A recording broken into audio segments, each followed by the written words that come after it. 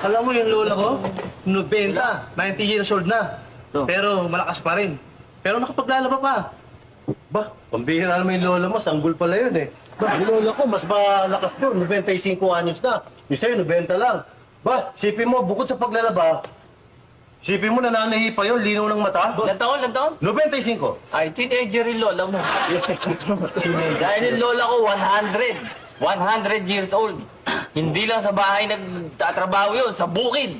Ba, anong ginagawa Ba, nag-aararo sa bukid. Yung mga kalabaw niya nga, patay na lahat. Siya na lang mismo nag-aararo. Ganun kalakas yung lola ko. Si Bleo? Bira 100. Wala yan sa lola ko. Yung lola ko, alam ba, isko ko ilang daan taon? Lola ko, ilan taon? 125. Bahay matanda. Hanggang ngayon, buhay pa. Oo. Patunayan nga, nasa ospital. May sakit. Wala. Binabantayan yung lola niya, nanganak.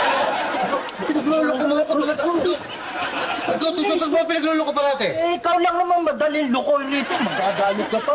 Abay, talaga ito ah. Hindi, bitawan mo gusto. Pagugulong itutok mo. Lalaba ka? Ha? Lalaba ka? Hindi, yung uwi ko, pinamili ko. Sino matapang to?